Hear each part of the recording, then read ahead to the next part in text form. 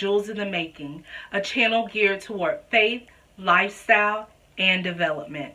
Today's topic is finding your purpose in 2021.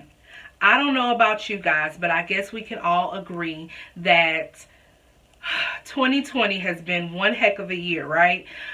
This has been a year of revealing. This has been a year of pain. This has been a year of division. This has been a year of fighting this horrible pandemic, political issues, racial issues. This has been a very tough year on the world and on the United States. And so I heard Pastor Mike Todd from Transformation Church. He said, this is a year of strength and becoming stronger. And I totally agree with him, because this year has stretched me to my max. So we're going to start off with Judges 6. And it says, the Israelites did evil in the eyes of the Lord, and for 7 years he gave them into the hands of the Midianites. Because the power of Midian was so oppressive, the Israelites prepared shelters for themselves in mountain clefts, caves, and strongholds. Whenever the Israelites planted their crops, the Midianites, Amalekites, and other eastern peoples invaded the country. They camped on the land and ruined the crops all the way to Gaza, and did not spare a living thing for Israel, neither sheep nor cattle nor donkeys. They came up with their livestock and their tent like swarms of locusts. It was impossible to count them or their camels. They invaded the land to ravish it.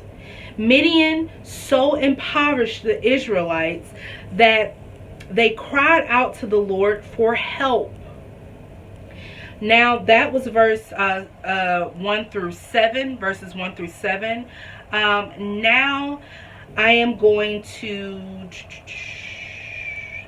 start at verse 12. And this is talking about when the angel came to Gideon. It says, when the angel of the Lord appeared to Gideon, he said, the Lord is with you, mighty warrior.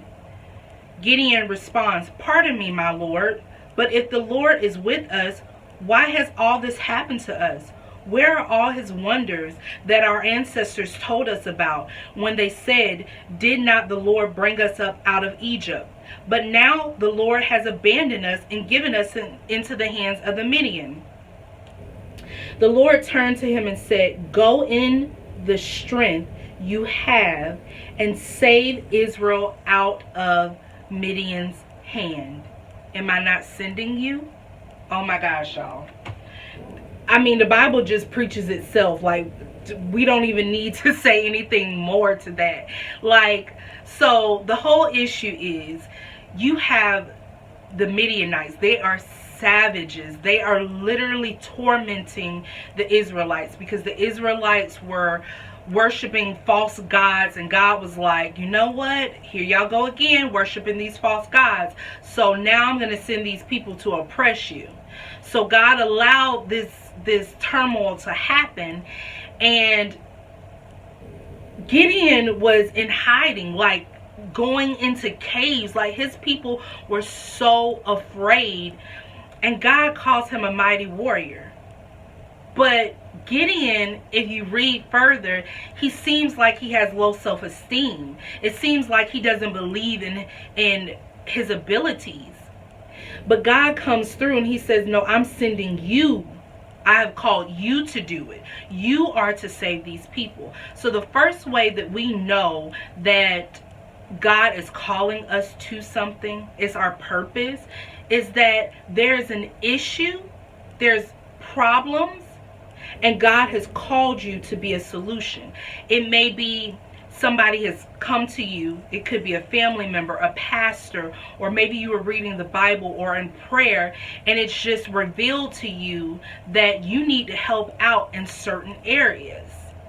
You need to help out in your community. You need to build a home for unwed mothers.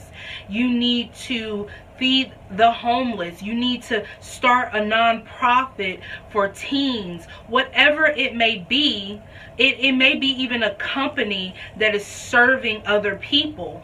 But in any rate, when there is a problem, God calls us to be the solution.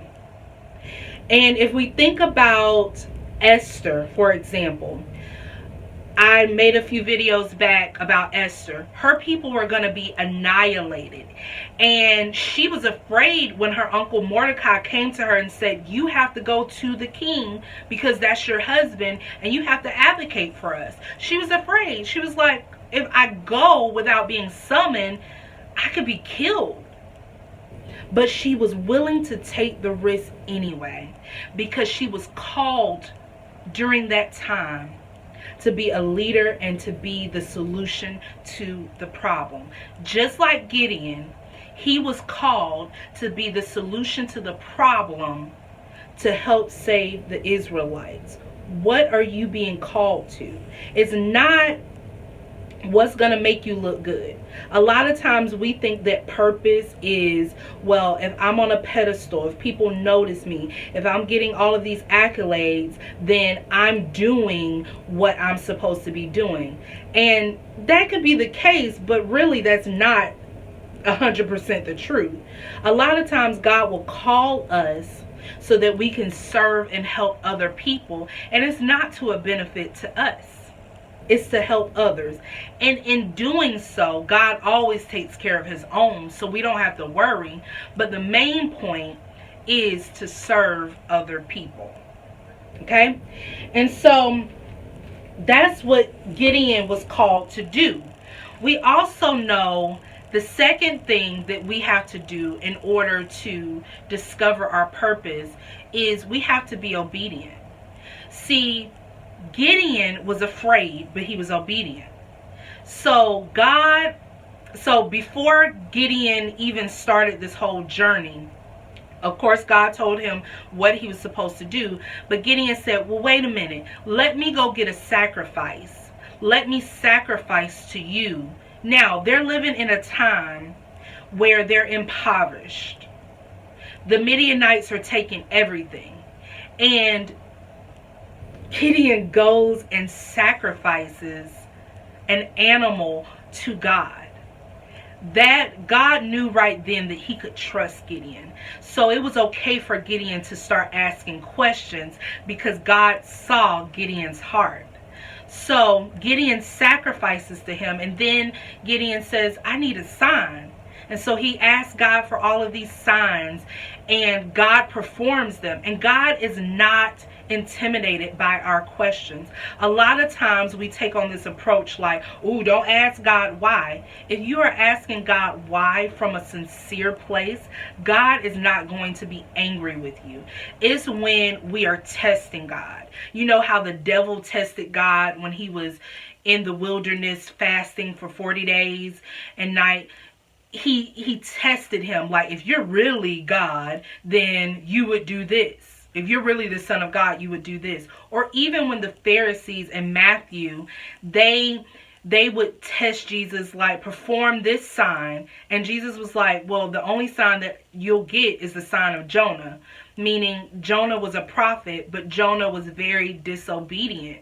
And God had to literally chase him down to do what he was called to do. And so, like, God does not want to be tested so that we can see if he's God or not.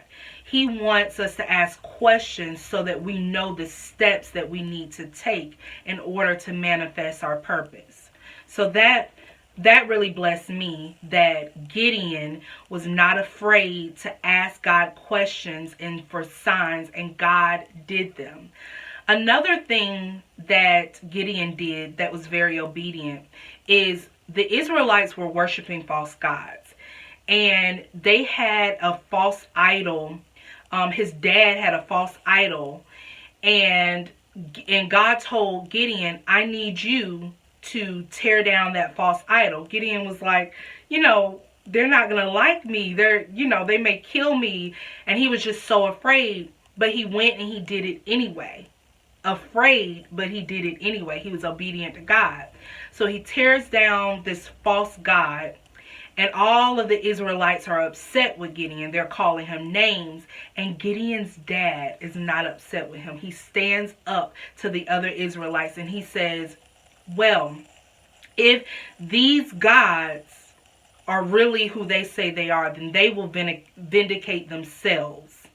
Pretty much he was just like, those gods will pay Gideon back. And he kind of like stands up for him and protects the Israelites from killing Gideon. So when we follow by the instructions of God, he will protect us. People will talk about us and say things. They'll call us crazy. Why are you doing this? And they'll persecute us. But God always protects us when he has called us to do something. So God does all of this for Gideon. God tells Gideon to, here's the next thing. God tells Gideon to take his men from 10,000 to 300 men. Now, remember I had told you that the Midianites were like a swarm of locusts. Like it was so many of them. So again, Gideon being afraid, like you and I, we get afraid. Like, God, did you really tell me to do this? Am I hearing you correctly? So God, a lot of times, here's the next thing. He will use the foolish things, the absolute absurd things.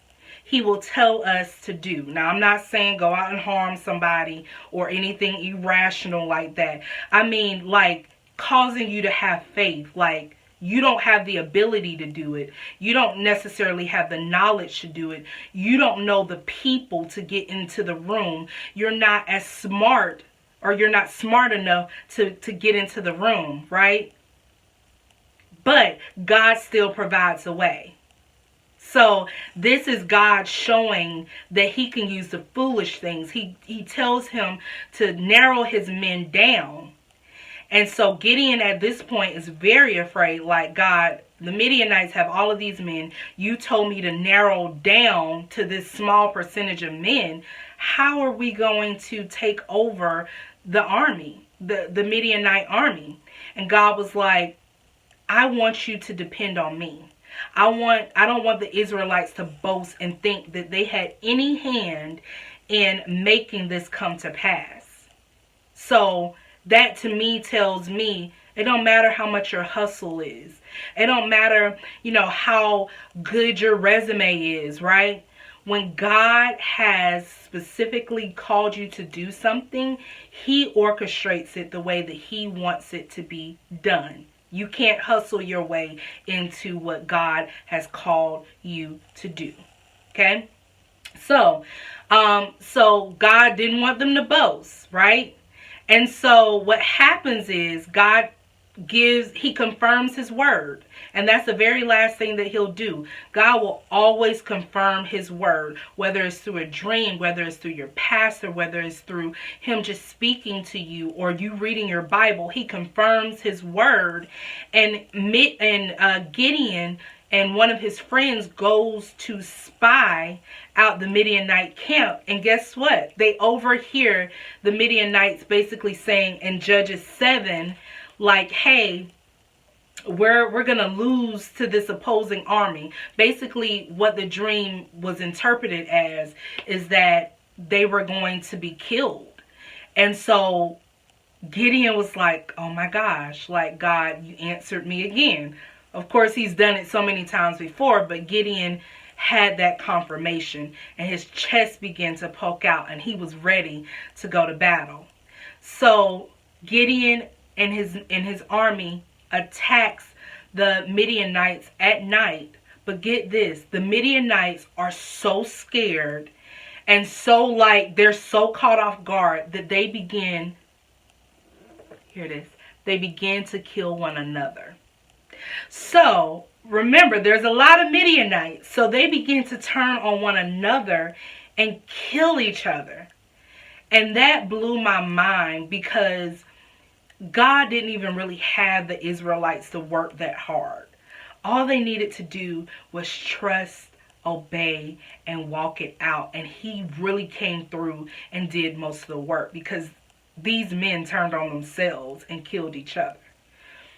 And so I know I've been talking for a while, but I hope that you understand that your purpose is not necessarily the lavish life, but it's solving a problem. Remember, guys, we're all kings and queens of the Most High, Jesus Christ. Be blessed.